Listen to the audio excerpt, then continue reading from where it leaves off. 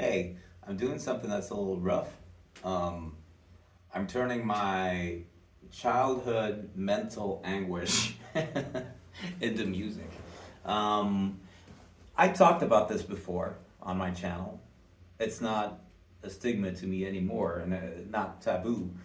And but I am an individual who's had great struggles in life with mental health, still do. You're never clean off that shit. Even if you do get diagnosed, which I eventually got a bunch of diagnoses on what's neuropsychiatrically wrong with me. But yeah, then you just have the knowledge to keep working at things, right? But anyway, so I've talked about my mental health struggles in the past, in a couple of videos maybe, but I haven't really. It's not a really pervasive theme in my videos, and you might not think of me that way, but I mean, I do speak of my ADHD quite often, but I don't think I let on just the massive amount of anxiety that has also followed me throughout life, and especially when I was a child, right? Because as a grown up, I can deal with this shit. I know for a fact how things work. I'm a person of authority. Um, I have authority over things around me. I have authority over some people around me and myself, right? But as a child, you have nothing. You have none of that. I'm 35 now, and I got my diagnosis when I was 28. But the first time I'm gonna sneeze. That's a dad sneeze. But the first time I sought professional help for my mental health was when I was 16 years old. And pretty much from the age of 5 onwards, I had been battling anxiety. It was periodical, it was situational, it didn't really settle into a groove, so to speak, till I was 12. So lucky me, I guess. So from ages 5 to 12, it was sort of like, it was a good time. It was sometimes anxiety, sometimes not. But I actually described that when the feeling of anxiety came over me when I was like, yeah, around 6, 7, 8 years old. I described that feeling to my mom as the feeling, which is quite profound for a kid, right? I'd say, Mom, I have the feeling again. And the feeling was strongly connected to safety. I would get the feeling if we were going someplace often. If my parents weren't at home, if I wasn't with someone safe, then, and little did I know that it was anxiety. And little do I know what the fuck I ever did to deserve that as a 6, 5, 6, 7 year old. Which child needs to have that sort of a fuck up brain activate at that age? But beside the point, I digress. But yeah. So years came and went, and sometimes I had a worse time, sometimes I had a better time. Childhood did suck for me a lot of the time because I knew that I was supposed to be carefree, but I also knew that I was not carefree because I could wake up one day or one morning or go to bed one evening and I would just feel awful and there was no reason for it. But this came and went up until I was 12 years old. And when I was 12 years old, pardon me, I'm maybe stuttering a bit because I have been drinking a little tiniest bit because this is some tough shit for me to deal with. Yeah, when I was 12, that's when everything was really ruined for me. Because that is when, see, later on, I learned about panic attacks, right? I learned about panic disorder. But even at that point, after having suffered a cycle of anxiety for many years, even reading up on the descriptions of a panic attack or a panic disorder, I couldn't really relate to it 100%, but it was the closest thing that I could think of that related to what I was going through. In essence, it was a cycle of, I don't know, I want to call it almost like psychic death, just a cycle of being ground down during an attack to just atoms and then having to rise from that. And when I was 12, in 5th grade, we had morning assemblies every 3 weeks in the gymnasium, gym hall, whatever, of the school. And one, I'm pretty sure it was a September Friday, shortly after 9/11, actually. Whoops, maybe that has a relation, I don't know. But yeah, I remember sitting there in that gymnasium and looking up at the ceiling. There's a high ceiling, big space, big indoor space. All of us kids sitting down. And something just happened like that. And I felt I was plummeting, but I was sitting down, right? So I wasn't physically plummeting. Obviously I wasn't. But in my mind was like plunging down. It was like a roller coaster, only it had been rising, doing that slow rise for like 25 minutes. And then it was free fall. And it was vertigo, it was every form of nausea that I had ever experienced. It was fear, it was panic, it was uncohesion, everything around me distorted, nothing made sense. I wasn't in control of my body, I wasn't in control of my thoughts, I wasn't in control of my mind, and I had no idea what the heck was going on. I just felt like I was trapped in my own body and mind, riding in this roller coaster that just went like just into the abyss where everything twisted and made me feel nauseous and dying, essentially. And the first time that happened, during that first crucial or pivotal morning assembly, I remember when we got out of the morning assembly, I was shook, of course. I was drained. I was exhausted because I felt like I had essentially just died. And then it was over. And I thought, holy crap, first of all, what the fuck was that? And second of all, I hope that never happens again. Oh God, I think it could happen again.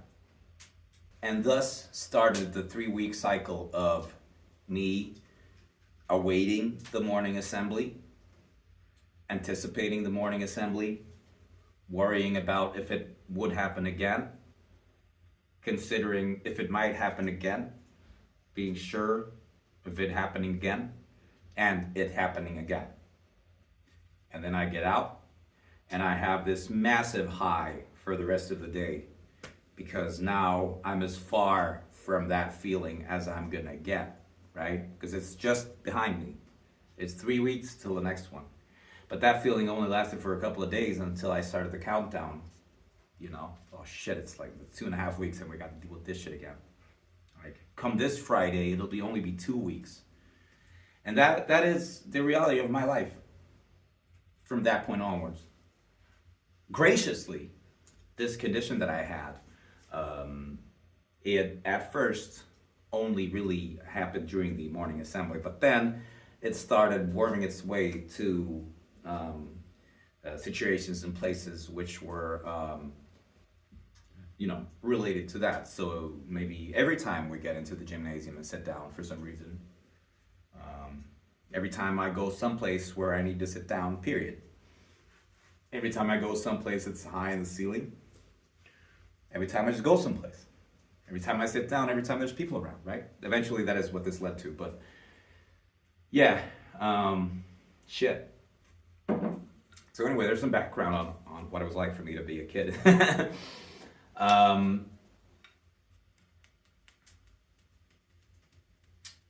So I was sitting here a while back and I was making tunes, and I've been making some dancey, nice tunes and some tunes that were just, a good mood and stuff. And then I came down here one time. I was like, yeah, I'm gonna make some groovy stuff for me to listen to while I vacuum around the house or play with my cats or whatever, or show to my spouse or my best friend. But this other type of stuff started pouring out of me. And I went along with it. Didn't like it. I didn't like doing it. But I went along with it and felt that this has to come out. And then I made an entire track out of sitting here not wanting to do it but having to. And then it clicked with me that this is me relating actual moments from my life when things have been death, and turning them into music. And thus, I came up with the idea of because I have a bunch of, I don't want to say key moments in my life, but very definitive moments in my life which stand out to me as moments that just destroyed me. Moments of utter resignation and destruction. And I wanted to, for one reason or another, I wanted to turn those moments into sound. And I did. And it has been I gotta say, it's been very cathartic to do them, and to listen to them. So I have a few done. I think I have like 4 tracks, 4 specific moments in my life that I made tracks out of. And I think I wanna maybe make 6 total, and then release this in some way.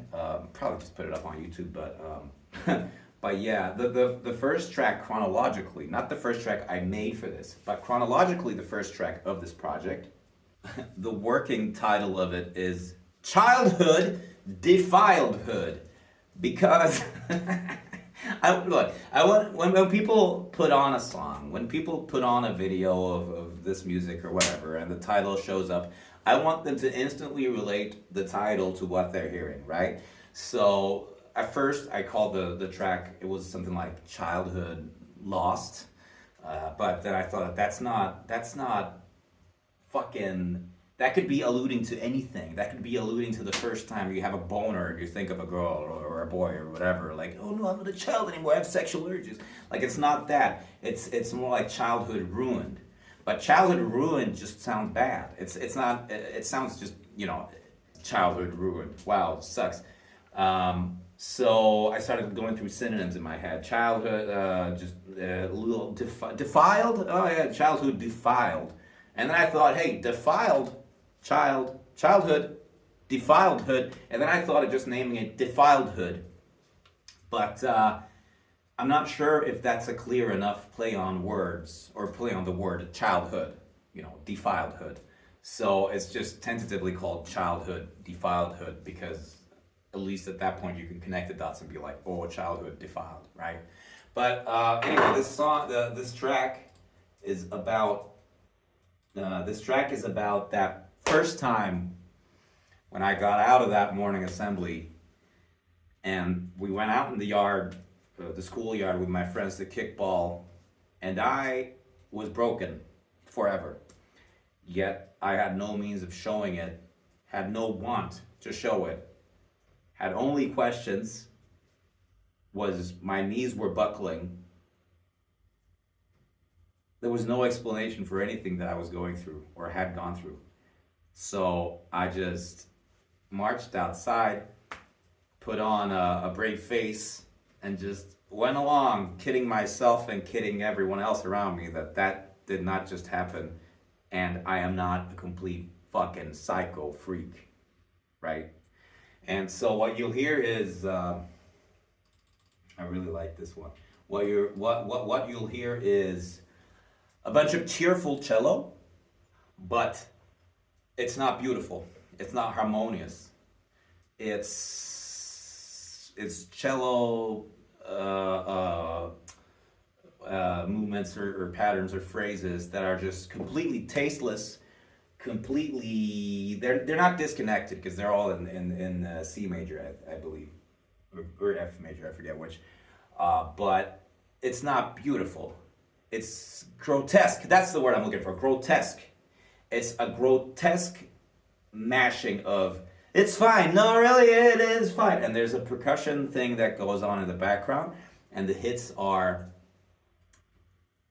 off. Some hits are rushed. Some hits are behind. And I think I chose the cello because that to me is like the sound of hope, and because my older sister played the cello, so I'd hear that at home, and it's a very comforting sound to me. So the cello often conveys hope and beautiful and beauty and romance and stuff, and just and was just me trying to come up with, it's fine, no, everything is fine. Meanwhile, my legs are breaking down and I'm sweating, I'm about to vomit. No, everything is fine. And then, let's just put it on. Childhood, defiledhood.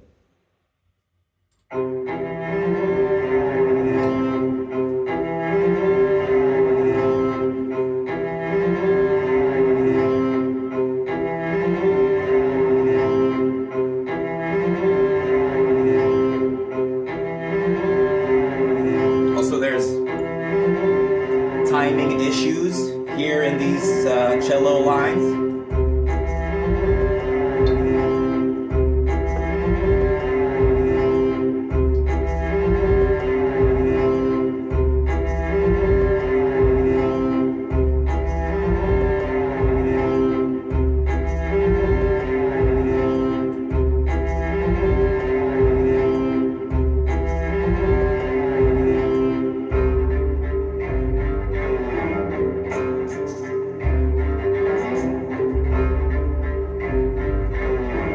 I'm fine.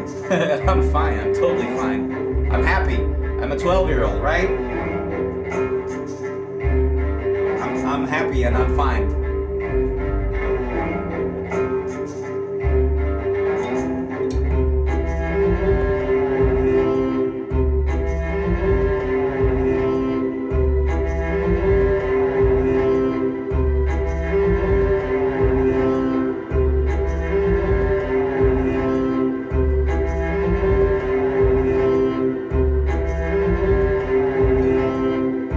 But up till this point, nothing has been overtly grotesque.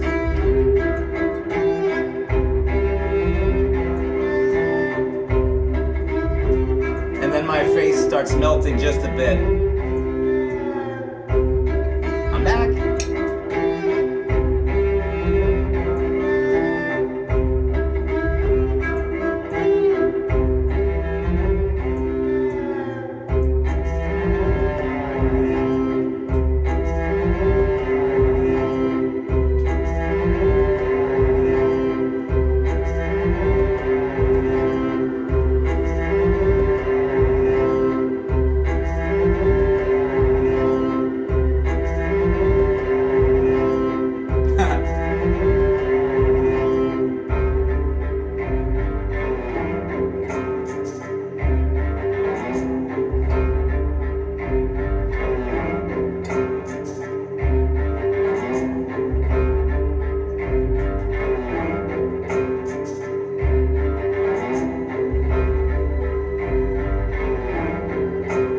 Supposed to be like tight, but it's not.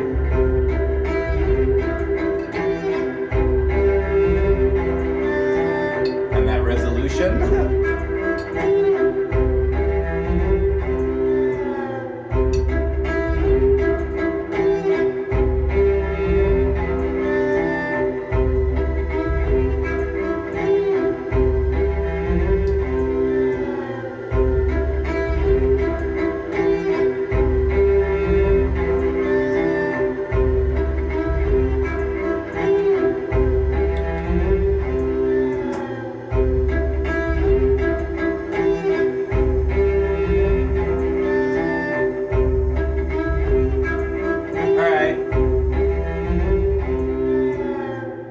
Out. I got home thinking about what the heck happened. Thinking of the morning assembly, which will occur again in 3 weeks, and every 3 weeks after that, throughout my life. And I wonder if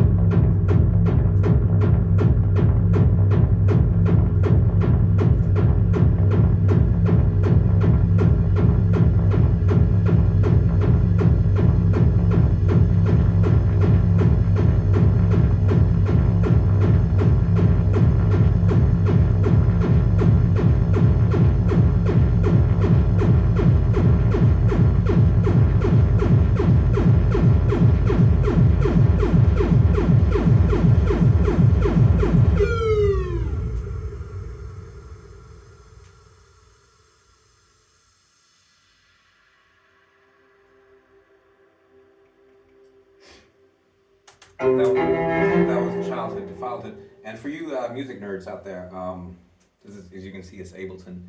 Um, this realization panic thing, this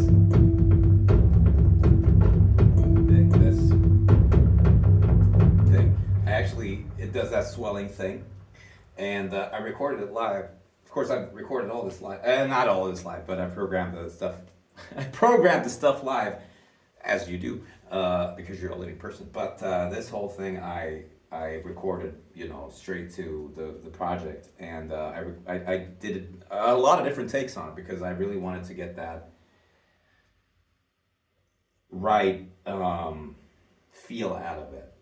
So I adjusted, like as I was recording, I was adjusting the wave tone and the timing and the filtering and stuff, so that it changed. I was essentially playing that track, right? So, okay, moving on. A year passes, and at this point, I'm in 6th grade. It's nearing Christmas, and we have this Christmas performance concert show thing at school in the evening before we get time off from school, right, for the Christmas holidays. And I'm pretty sure it's a Saturday, because we have the day off from school, but then we have to return to school or go to school in the evening, okay? And at this point, I've been dealing with these cyclical 3-week attacks for over a year now.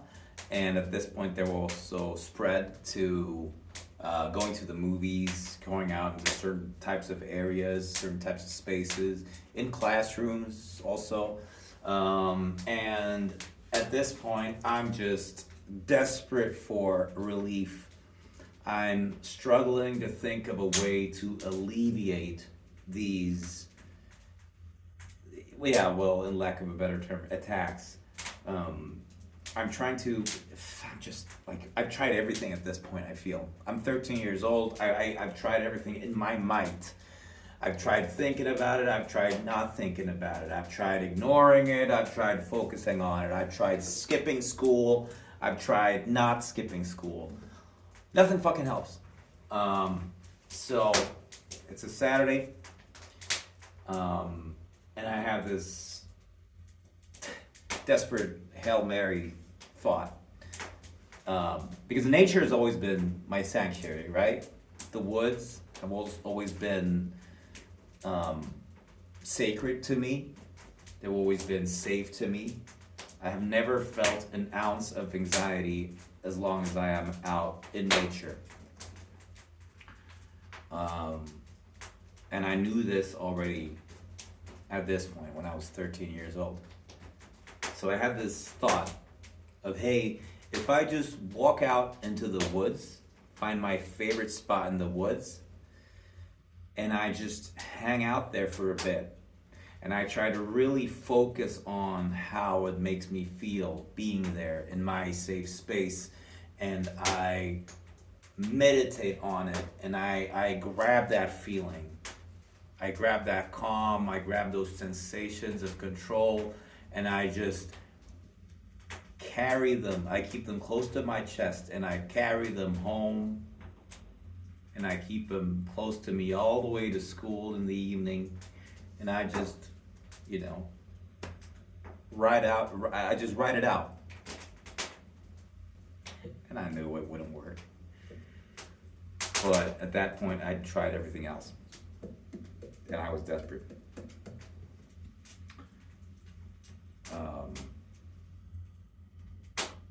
So, this next track is called Please Work. You'll hear it opens up with a piano line. That piano line is me having this idea, not fully believing in it, but hoping in it, wanting to believe. And I get into the woods, and some stuff starts happening. And at one point, you start hearing me. Actually, I can just play it for you right now.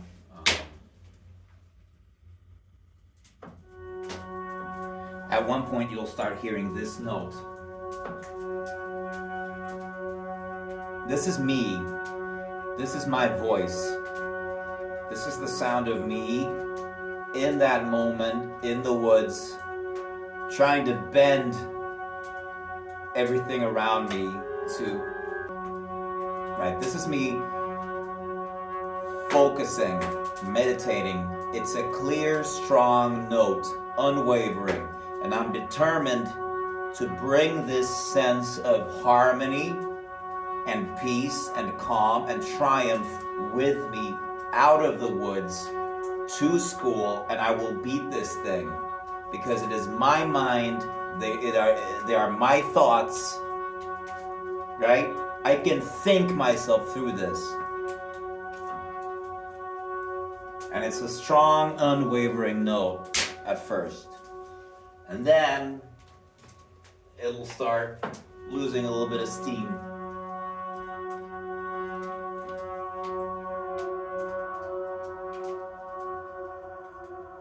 Losing steam, losing focus.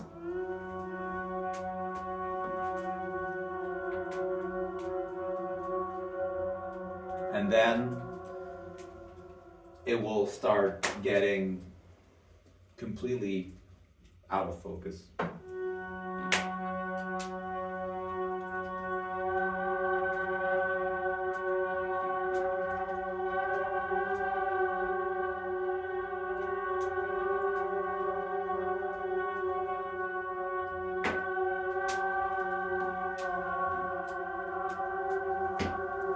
And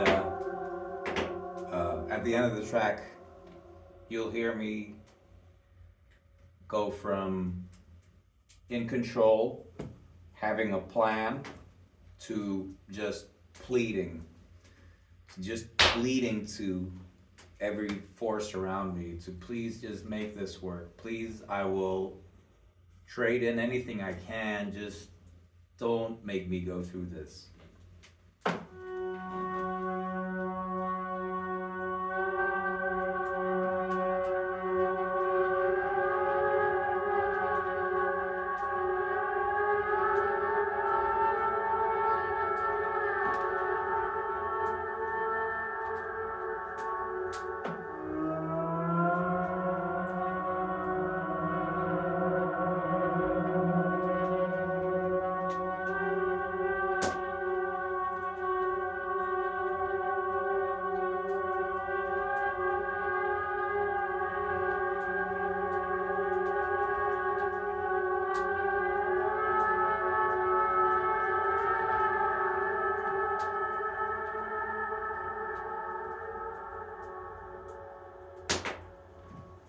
Let's check it out. This is Please Work.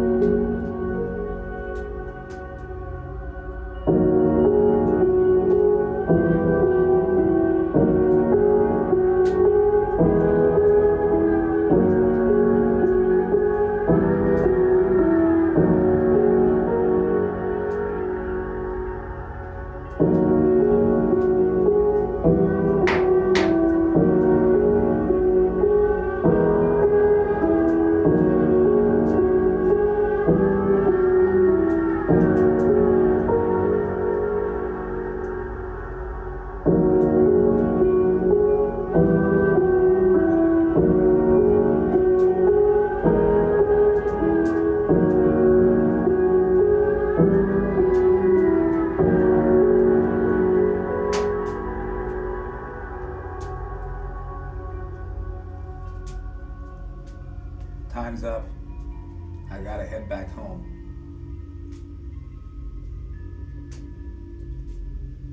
And I know it won't work.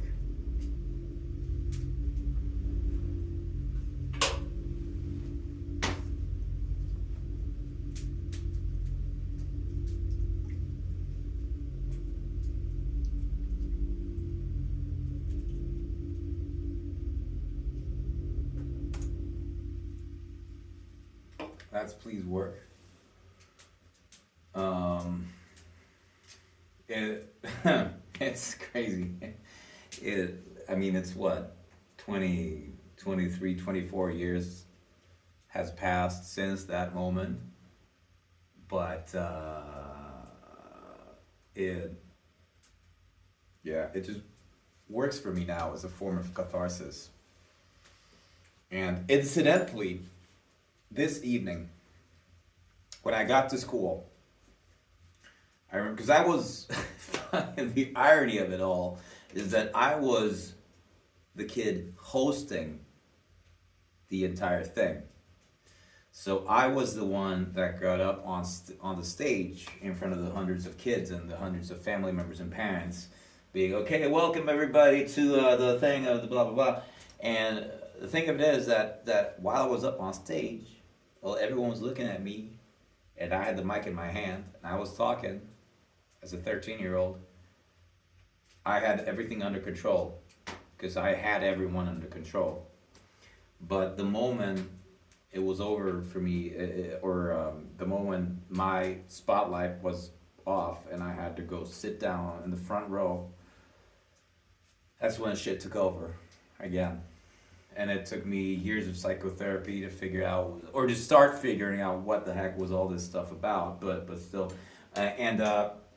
Before, when I got to school, okay, all of us kids in 6th grade assembled in our classroom, in our like home classroom, whatever. And all the other kids left the classroom and I stuck behind for a bit. So I was alone in the classroom. And that is the only time in my life in which I prayed to God. I pleaded to God. At that point, I had already made my mind up years prior that there is no God and I don't believe in God and Christianity is a hoax and I don't understand it. But at this point, just shortly after this moment, after this song, I was in the classroom and I remember praying to God I was so open for two-way communication, even one-way communication, but I was very clear to God. I was very clear about me doing whatever to just not having to deal with this stuff anymore. And I addressed it straight to God. There was no confusion about it. So that if there was a God who would care about me, and why wouldn't he? I was a good kid. Then he would surely get the note, and I would surely not have to deal with this anymore. Well, it turns out nothing fucking happened. And that was really the nail in the coffin for me, just completely denouncing all faith and rejecting all form of a patriarch that's up in the sky who wants the best for us, because no one would want just children suffering for nothing. I wasn't a child being starved to death in a poor family, in a poor country. I wasn't a child getting, MOLSTD to the D. I had none of that. My shit was nonsensical, but it made me want to KMYSCL. I prayed for it. DAATH many times. So just, it made fucking no sense to me. And when no relief came from up above or wherever from, I knew forever, and I still hold to this day, that there is no one who cares, because they would not allow torment of that level for no fucking reason whatsoever. Now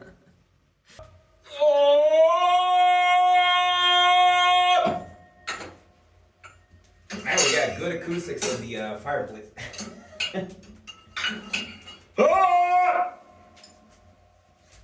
Good one.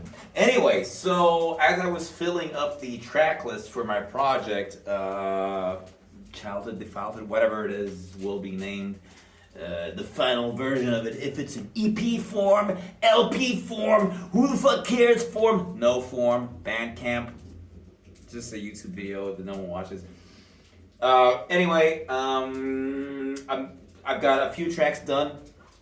I've showcased 2 tracks, and I think that's it. But I actually want to showcase one other. It's short and sweet and really quite simple. And since all of the tracks that I made for the project up to this point, and since actually have been just these sort of, well, Childhood Defiledhood was arguably, it had like a rhythm and a bit of a beat going on in the background with that ridiculous world percussion shit going on in the background. Just a semblance of, it's good, I realized that, okay, there needs to be something like short and sort of sweet and rhythmical, that just like as an interlude in between. And then it turns out and turned into a 5-minute track anyway, but so there's one instance of my form of insanity which still makes me laugh out loud, because it did back then. Okay, so where have we been last? We have been, me as a 13-year-old. Well, fast forward 12 years to me being 25. That's 10 years. It could be 10 years ago to the day, because it was in April 2014. I know this. April 2014, so 10 years ago. I was visiting my parents for the weekend, and my mom agreed me to drive me off to my work on Monday. So she did come Monday, and I sat down in the front, the passenger seat of the car, right? And we started driving, and then this time of year, March, April is always tough for me, because it starts getting really light outside and it starts getting really bare, and all of a sudden the sky is exposed and I'm exposed and everything is exposed. Pavements are exposed. It does a number on my psyche for some reason. But anyway, so I was sitting there in the car and I was starting to feel queasy because it was a long ride. It was an hour-long ride from my parents to my back then workplace and where I lived.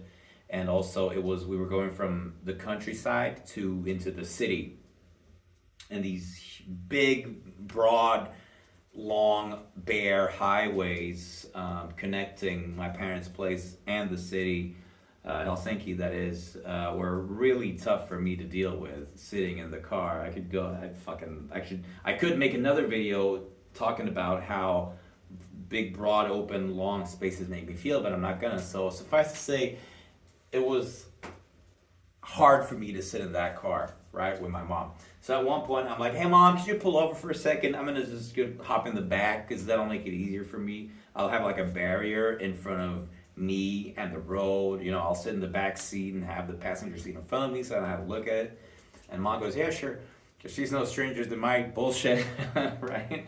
So I was in the back seat, and at some point I start feeling like, fuck, this isn't like cutting it. And I start like, and I feel that attack coming on.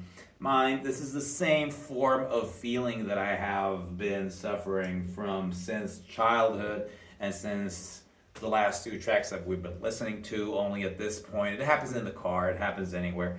So I'm sitting there, or actually at this point I'm like lying diagonally along the back seat. I'm like, making noise, and mom's like, yeah, should I stop or not? And I'm like, no, fuck it, just keep going, I need to get to work. And she's like, yeah, fine.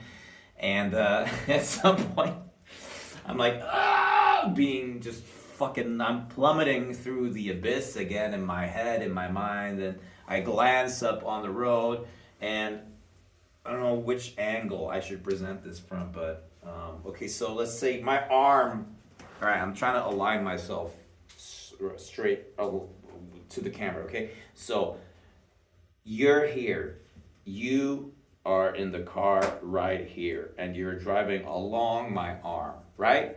This is the road, the highway, freeway, whatever it's called, and the car is here, and I'm sitting here in the back seat, right? Like this. And up ahead, I see a bridge crossing the freeway up ahead, above.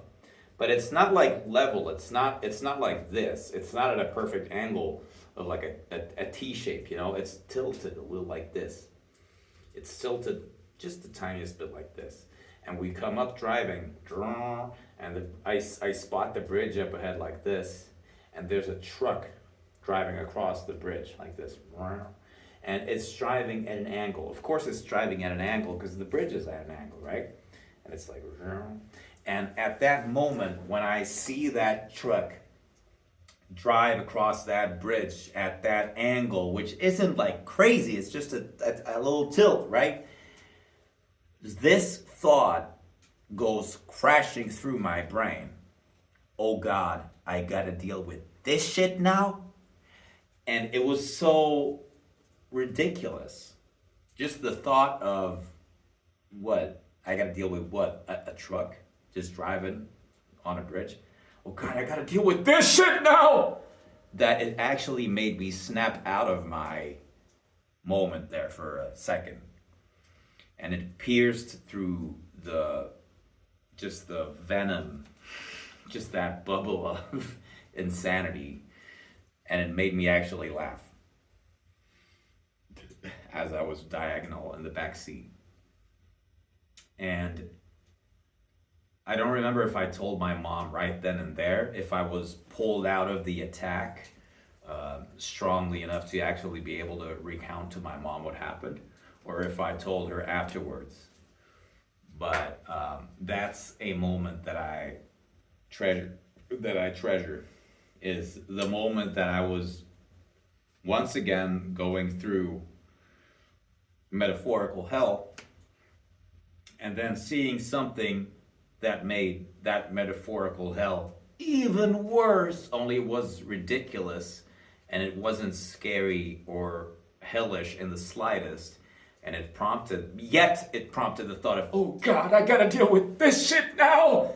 And at that moment where it was like, no, what the fuck? Like, that's so far-fetched. You're reaching now, brain. That's ridiculous. That's a ridiculous thought to have about a ridiculous thing, okay? I call your bullshit. I see your bluff, right?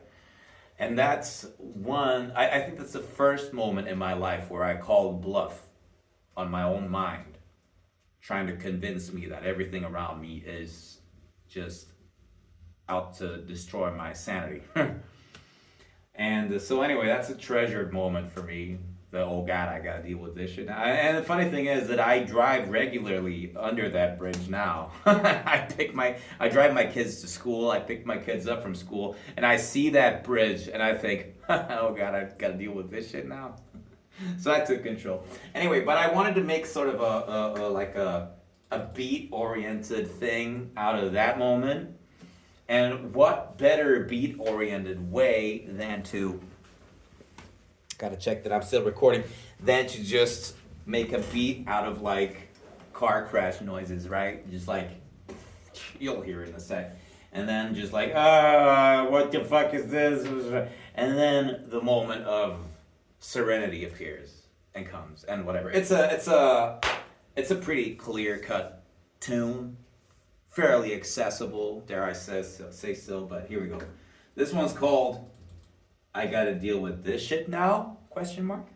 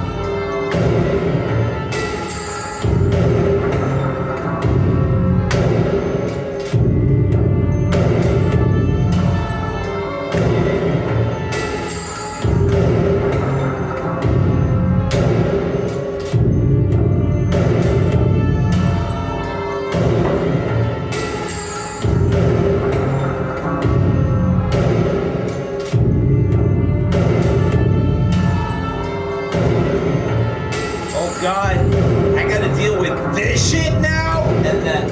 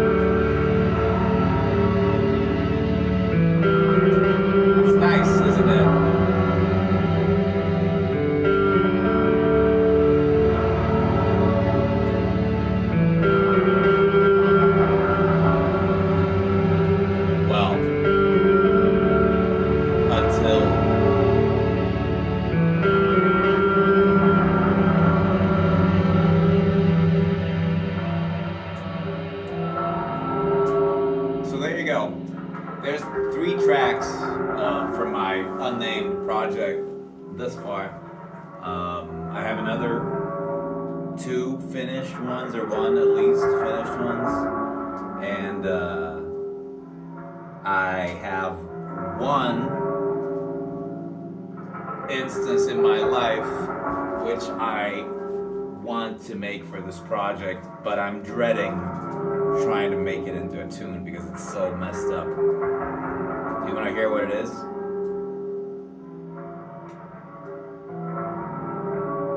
Okay. It was alright. Well, it was the second funeral I've ever attended. Fitting background music. Here you go. Thank you very much. That was I gotta deal with this shit now? Question mark.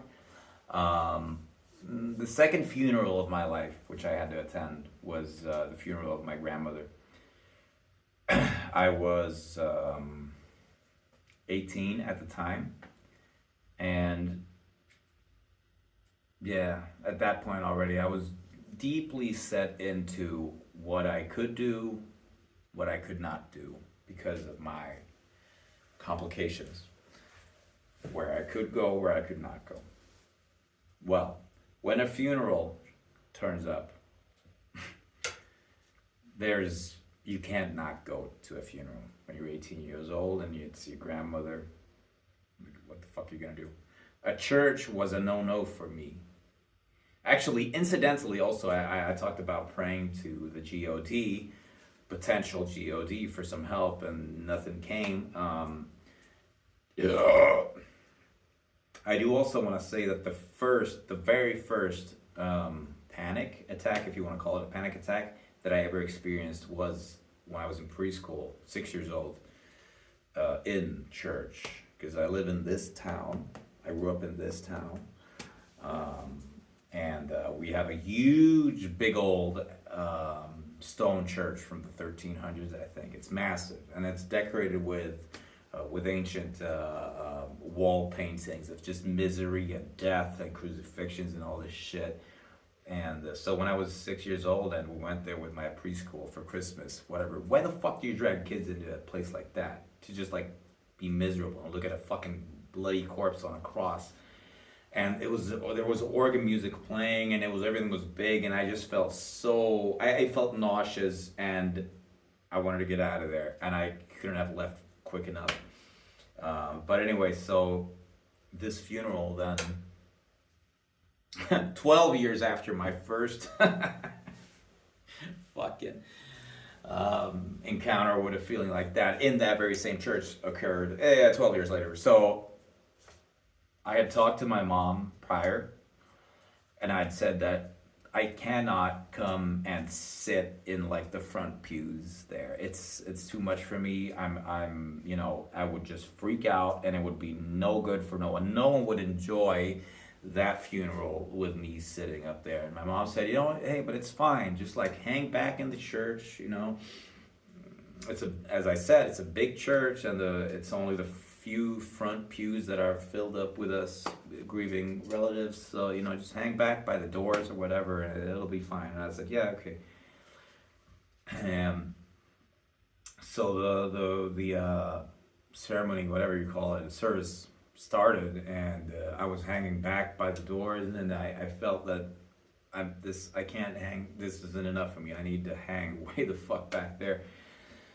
So I went even further back in the church, and there's the church balcony, right, in the back most part of the church. It has the organ up on top, and then you can go underneath the balcony, and there's a set of stairs that leads up to the balcony, right? So I eventually hung back as far in the back of the church as I could without going up to the fucking organ, because that wouldn't have worked. And I was there in the back of the church, and it was the freak out of all freakouts impending, and I could do nothing to stop it. And there were so many thoughts, and mind you, and at that point I was already routinely into knowing what happened when you put me in a place and space and then situation like that. it was inbound, incoming freak out, like it had been since fifth grade, right? So I started freaking out, and it for sure wasn't made any easier through the fact that I knew that all my family is sitting right there at the front. My relatives are sitting there right there at the front. There's one glaring kid missing. That's me. For what reason? Who knows? Oh, he's here though? Yeah, he's here in the back.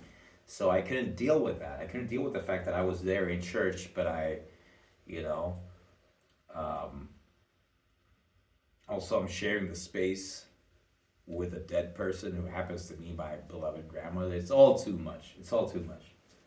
So I spotted a cupboard, this quite tall cupboard. I saw the cupboard and I was desperate, and I knew that. And I said, fuck it. And I opened the cupboard, and there are these white church robes in there. You know, the white church robes that you dress on like kids who go through confirmation and stuff, whatever. I opened the cupboard doors, and there are these robes hanging on the hanger there. I go into the cupboard. I suppose it's a closet, right? No, the closet is the word I'm looking for. It's a big closet, right? So I go into the closet. At this point, I'm fully freaking out. And I sit on the closet floor. I'm mushed in between a bunch of white holy robes of whatever fucking order. And I pull the closet door closed, shut from the inside as much as I can. Like this. And I sit there on the closet floor. As I said, just mushed into all these clean smelling linen robes. And I'm sitting there, I'm rocking back and forth. I'm scratching out my face, I'm scratching out my neck, I'm pulling out my hair. And I'm just going through hell at that moment. I'm sitting in a fucking cupboard closet filled with holy garments at my grandmother's funeral, clawing at my face, drawing blood in the back of the church. And that moment is a moment that I want to include in this project. But I have no idea how to approach that, because that is so messed up and it's so fucked up, and it's the moment to define all moments, right? But so when I upload this project fully, that track will be included, and I'll leave you up to wonder or fantasize about it. How the fuck will that sound? Well, you'll hear soon enough. But anyway, thanks for joining me. Again, I want to state right now that although I've been talking to you about over the past hour, I've been telling you about misery. I've been talking to you about how bad I've had it in life and stuff, but everything that you've seen on YouTube has been me post this, right? That funeral was in 2007, and I started posting on YouTube in 2006. So, I mean, mostly everything that you've seen since then has been like, except for, yeah, well, there was that this moment in 2014, but it wasn't a significant one, right? So don't feel sorry for me. Don't be like, oh, I'm worried for you, bro. No, it's not. It's fine. It's fine. I've made a living out of being myself, right? And I'm sure as shit would not trade any experiences that I've had for anything else, because I know that at 35, I'm pretty strong, and life wasn't over for me, luckily, and life isn't over for me for a long time, hopefully. So everything has been a building block and a stepping stone.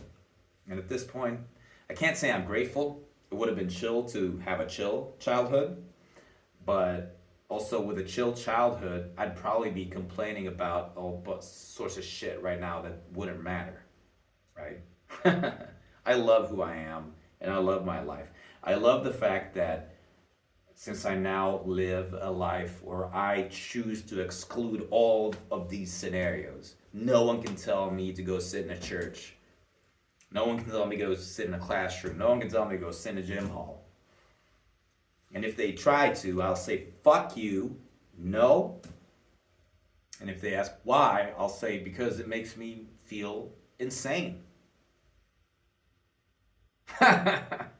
So everything's good. Anyway, have a good weekend.